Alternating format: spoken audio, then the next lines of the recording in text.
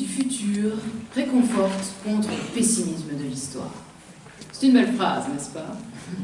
Je me suis dit la même chose la première fois que j'ai lu. La première chose qui m'est venue à l'esprit quand je l'ai lu la première fois, c'est... Alors, c'est très joli, hein, mais comment je vais argumenter ça, moi? Bon, après quelques minutes de réflexion intense et quelques neurones cramés, j'ai enfin trouvé comment j'allais faire ça. Je vais tout d'abord commencer par diviser la phrase en deux.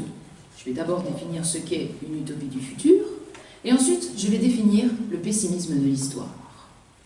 L'utopie du futur. L'utopie est une représentation d'une société idéale, sans défaut, contrairement à la réalité. Bon, pour ça, tout le monde est d'accord dans la salle. Mais qu'est-ce qu'une société idéale sans défaut? Et alors là, ça pose problème. Parce que si je devais demander à chaque personne, individuellement dans la salle, ce qu'est pour elle une société idéale sans défaut, personne ne serait d'accord. Tout le monde aurait sa propre interprétation personnelle. Pour certains, ce sera un monde où la technologie a enfin pris le dessus. En gros, les robots travaillent pour nous. Donc l'homme reviendra à ses fonctions de base, c'est-à-dire manger, dormir, respirer et déféquer. Charmant, n'est-ce pas? Pour d'autres, ce serait un monde où l'homme a enfin compris l'importance de l'écologie et où tout le monde y mettrait du sien pour l'environnement. Pour moi, ce serait un monde où on arrêterait de juger les gens et où il y aurait la même égalité pour tous les hommes, sans distinction de culture, de religion ou même de sexualité. Maintenant, passons au pessimisme de l'histoire. Et pas n'importe quelle histoire, mesdames et messieurs. L'histoire avec un grand H.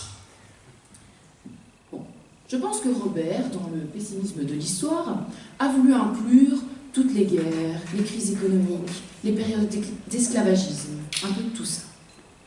Moi, je ne suis pas d'accord avec lui. Après, étant une grande fan d'histoire, je ne suis pas vraiment objective. Je trouve que c'est assez péjoratif de dire que tout est mauvais dans le passé. Il y a quand même eu des belles choses, des moments de prospérité. Prenons l'exemple des 30 Glorieuses. Pendant ces années-là, l'économie se portait à merveille. Tout allait bien. Les mentalités changeaient, les femmes avaient de plus en plus de place dans la société, et surtout, il n'y avait pas de guerre. Bon, après j'admets, ça ne dure jamais vraiment éternellement. Hein. Après, il y a toujours un petit couac qui fait que ça ne dure pas. Mais c'est toujours le même scénario. On a une période de prospérité, ensuite il y a une crise, et puis après la crise, il y a une reconstruction. Ça me fait un peu penser au feu de l'amour, pas vous? Parce que c'est toujours le même scénario, mais avec des personnes différentes, donc on n'a pas l'impression que ça se répète. Hein. Bon, là on s'égare un petit peu, revenons à la phrase dans son entièreté. Selon Robert, quelque chose d'incertain, en l'occurrence ici, l'utopie du futur, réconforte contre quelque chose de certain, l'histoire, donc le passé. Moi, je ne suis pas vraiment d'accord avec le sens qu'il a donné à cette phrase. Je trouve que ça devrait être l'inverse. Le pessimisme de l'histoire réconforte contre l'utopie du futur. Pourquoi, me direz-vous? Bien, parce qu'avec tout ce qu'il y a eu dans le passé, on peut se dire que le futur ne sera que meilleur. Ah, je vois bien peut-être que vous n'êtes pas convaincus. Je peux comprendre qu'on a un peu peur du futur avec tout ce qu'il y a eu dans le passé. Et bon, après, il y a aussi des personnes qui sont trop dans le passé et d'autres qui sont trop dans le futur. Prenons les personnes âgées. Elles sont toujours là à ressasser le passé, à dire que tout était mieux avant, que maintenant qu'il y a de la technologie, ça ne va plus, c'est la fin du monde dans 3 ans. Et puis, il y a les jeunes qui, eux, voient trop dans le futur en pensant que le futur va être extraordinaire, génial, et qui trouvent l'histoire ennuyante et négative. Et puis, je me suis posé une question. Qu'est-ce qu'on en fait du présent? Parce que c'est vrai, c'est bien beau de parler du passé, de l'histoire, du futur, mais le présent, il n'est pas là. Hein, je veux dire, si je comprends bien, le présent sert à rêvasser d'un futur qui n'existera probablement jamais.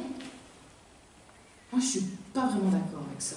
Je trouve que le présent, il est fait pour changer les choses. Parce que si on ne se bouge pas maintenant, on ne se bougera jamais.